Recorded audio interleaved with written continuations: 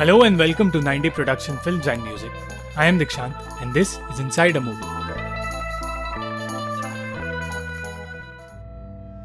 इस वीडियो में हम बात करेंगे 2008 की French film anything for her के बारे में, जिसके डायरेक्टर है फ्रेड कवाए और 2010 में इस फिल्म की रीमेक बनी थी द नेक्स्ट 3 डेज के नाम से। ये कहानी है जूलियन नाम के फ्रेंच टीचर की, जिसकी पत्नी को एक दिन जबरदस्ती घर में घुसकर पुलिस गिरफ्तार कर लेती है और फिर वो उसे बचाने के लिए एक प्लान बनाता है। जूलियन और लीसा ये दोनों एक नॉर्मल शादीशुदा कपल है जो अपने बेटे ऑस्कर के साथ रहते हैं और दोनों ही अपने छोटे परिवार में खुश रहते हैं। जूलियन अपने माता पिता से बात नहीं करता और लीसा चाहती है कि वो उनके साथ अपने रिश्ते सुधारे। एक दिन लीसा को अपने कोट पर खून का धब्बा मिलता है, पर वो ये नहीं जानती कि वो धब्बा आया कहाँ से है। ठीक उसी वक्त अचानक उनके घर में पुलिस आती है जो जबरदस्ती उनके घर की तलाशी लेने लगती है और लीसा को बिना कुछ बताए गिरफ्तार कर लेते हैं। जूलियन के पूछने पर उसे बताया जाता है कि लीसा पर खून का इल्जाम है और उसे 20 साल की सजा दी गई है, पर लीसा कहती है कि उसने कुछ नहीं किया है। इस बात को 3 साल गुजर जाते हैं और लीसा अब भी जेल में है। जूलियन ऑस्कर को संभाल रहा है और उसे खुश रखने की पूरी कोशिश कर रहा है। वो ऑस्कर को लेकर लीसा से मिलने जाया करता है और अब भी हर रोज उसकी बेगुनाही का सबूत ढूंढने की कोशिश कर रहा है, पर उसे या उसकी लॉयर को कोई सबूत नहीं मिल रहा। लीसा का कहना है कि एक लड़की है जो सच्चाई जानती है, पर वो लड़की गायब हो चुकी है। ऑस्कर को खुश रखने के लिए जूलियन ने अपने माता पिता के साथ अपने रिश्ते सुधार लिए हैं और इस वजह से जूलियन को भी हिम्मत मिलती है। लीसा पर अपनी बॉस का कत्ल करने का इल्जाम था, जहां सारे सबूत उसके खिलाफ जा रहे हैं क्योंकि कत्ल के दिन उसका अपनी बॉस के साथ झगड़ा हुआ था और जिस फायर एक्सटिंग्विशर से उनका खून हुआ था उस पर लीसा के उंगलियों के निशान थे। हर बार निराश होकर जब जूलियन घर वापस लौटता है तो उसका भाई और माता पिता भी हार मान लेते हैं। लीसा जानती है कि उसकी बॉस का खून किसी अनजान औरत ने उनका पर्स चुराने के लिए किया था और लीसा से टकराने पर उसके हाथ में लगा खून लीसा के कोट पर लग गया था।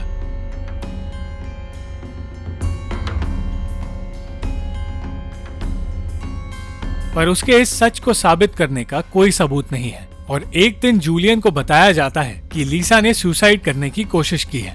ये सुनने पर वो लीसा से मिलने जाता है और उसे समझाता है कि वो सब कुछ ठीक कर देगा। अपनी पत्नी की हिम्मत टूटते देख जूलियन एक किताब पढ़ने लगता है जो हेनरी पास्के नाम के एक आदमी ने लिखी है। हेनरी एक क्रिमिनल हुआ करता था जो 7 बार जेल से भाग चुका है और जेल से भागने के तरीकों के बारे में उसने अपनी किताब में लिखा है। जूलियन उससे कहता है कि वो उसके बारे में बच्चों को पढ़ाना चाहता है और हेनरी उसे जेल के अंदर की राज बताने के लिए मान जाता है। वो कहता है कि हर जेल में कोई ना कोई कमजोरियां होती है और बाहर निकलने के लिए हर जेल में एक चाबी होती है जिसे कैदियों को ढूंढना होगा। वो ये भी कहता है कि जेल से भागना तो आसान है, पर निकलने के बाद आजाद रहना मुश्किल है क्योंकि कैदी अपने परिवार के पास जाने की गलती कर बैठते हैं। इसी के साथ वो जूलियन को कुछ रूल्स बताता है जिनकी मदद से जूलियन लीसा को जेल से भगाने का प्लान बनाता है। वो कहता है कि निकलते ही कैदी को जल्द से जल्द दूसरे देश चले जाना चाहिए और अपने परिवार से सारे नाते तोड़ लेने चाहिए। उसे किसी और देश के एयरपोर्ट पर नई पहचान का नकली पासपोर्ट दिखाकर फ्लाइट में बैठना होगा और कुछ पैसे लेकर एक ऐसे देश में कुछ सालों तक रहना होगा जहां फ्रांस का कोई कनेक्शन ना हो।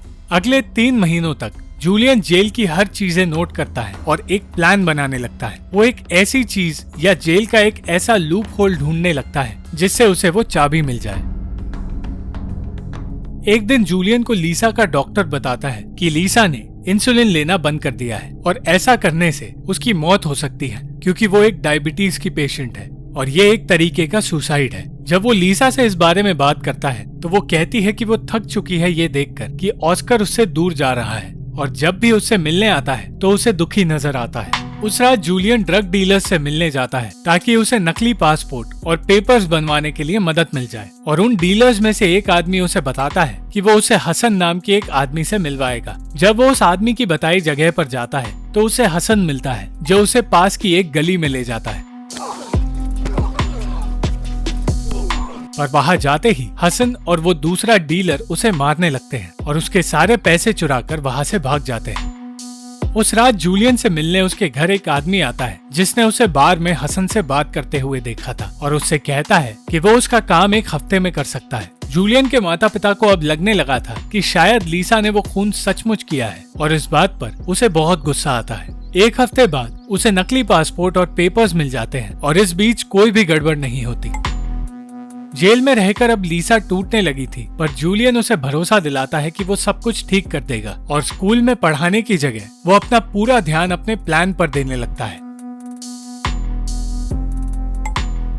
एक दिन प्लान में वो इतना गुम हो जाता है कि उसे पता भी नहीं चलता कब ऑस्कर के हाथ उसकी गन लग गई है। उससे गन छीनने के बाद वो उसे पार्क में ले जाता है, जहाँ एक औरत उससे बात करने आती है जो कई दिनों से उसे ऑस्कर के साथ पार्क में देख रही थी। वो औरत उससे बात करने की कोशिश करती है और बताती है कि उसकी बेटी ऑस्कर की स्कूल में पढ़ती है, पर जूलियन वहाँ से चला जाता है।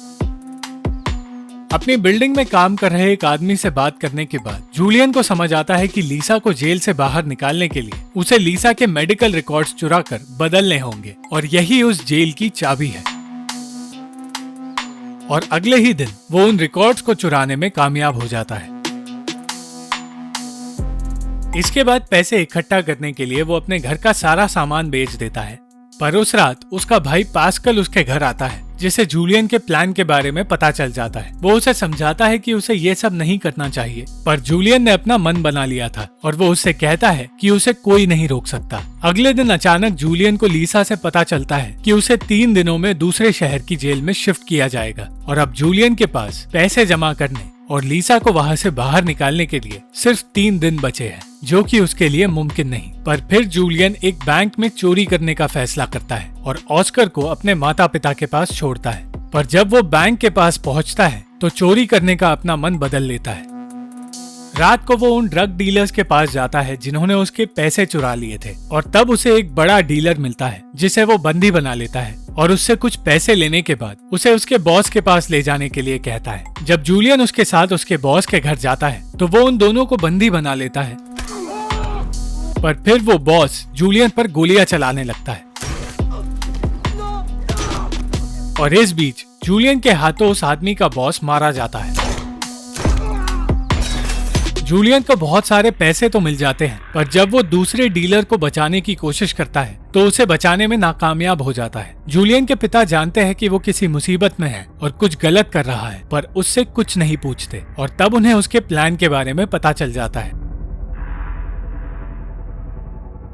अगले दिन अपने प्लान की बनाई चीजें और मैप्स को जूलियन फेंक देता है और घर छोड़ने से पहले सब कुछ साफ कर देता है। वो लीसा की नकली मेडिकल रिपोर्ट्स बनाकर उस डिलीवरी वैन में रख देता है, जिसके बाद वो जेल के पास वाले होटल में जाकर रहने लगता है। अगली सुबह लीसा को वहाँ से भगाने का वक्त आ गया था और दूसरी ओर पुलिस को पता चल गया था कि जिस रात उस ड्रग डीलर का खून हुआ था उस रात वहाँ जूलियन भी था और वो लोग उसके घर की तलाशी लेने के लिए निकलते हैं। रिपोर्ट्स देखने के बाद लीसा को हॉस्पिटल में शिफ्ट किया जा रहा था और जूलियन का प्लान सही राह पर चल रहा था। एक तरफ जूलियन लीसा के पास था तो दूसरी तरफ पुलिस को समझ आ गया था कि वो अपनी पत्नी को भगाने का प्लान बना रहा है और तब हॉस्पिटल में पहले से ज्यादा पुलिस वालों को लीसा के पास भेजा जाता है। जूलियन लीसा को वहाँ से ले जाने लगता है, पर वो उसकी बात मानने से इनकार करती है। जिद करके वो किसी तरह लीसा को वहाँ से निकाल ही लेता है, पर फिर पुलिस उन्हें देख लेती है। बहुत देर तक पुलिस से बचते बचाते वो दोनों पार्किंग लॉट में पहुंचते हैं और वहां से निकलने में कामयाब हो जाते हैं। और फिर जूलियन लीसा को ऑस्कर के पास होटल रूम में ले जाता है, पर ऑस्कर अपनी माँ को अपने पास देखकर भी खुश नहीं होता। लीसा को डर है कि ये सब कुछ करके वो दोनों गिरफ्तार हो जाएंगे, पर जूलियन उसे कहता है ऐसा कुछ नहीं होगा। पुलिस हर जगह एक पति पत्नी और एक बच्चे को ढूंढ रही थी, पर इस सब से बचने के लिए जूलियन ने एक टैक्सी रेंट पर ली और कुछ लोगों को गाड़ी में बिठाकर फ्रांस से निकल गया। वहां से निकलने पर ऑस्कर ने पहली बार अपनी माँ से बात की। पुलिस के लोग जूलियन के पिता से पूछताछ करते रहे, जिन्होंने उनसे कहा कि वो इस बारे में कुछ नहीं जानते और उनकी तस्वीरें यूरोप के हर देश में फैला दी जाती है। पर इससे पहले कि वो तस्वीरें एयरपोर्ट्स तक पहुंचती, वो लोग वहां से नकली पासपोर्ट्स के साथ निकल जाते हैं और अंत में पुलिस समझ जाती है कि एक मामूली टीचर ने एक ऐसा प्लान बनाकर उन्हें हरा दिया और अब वो लोग उन्हें कभी पकड़ नहीं पाएंगे। जूलियन, लीसा और ऑस्कर वहां से दूर किसी देश में एक साथ रहने लगे और जूलियन ने अपनी पत्नी को गलत इल्जाम की सजा पाने से बचा लिया। Thank you for watching the video. अगर आपको ये वीडियो पसंद आई तो लाइक, शेयर और कमेंट जरूर करना। और चैनल को सब्सक्राइब करना मत भूलना।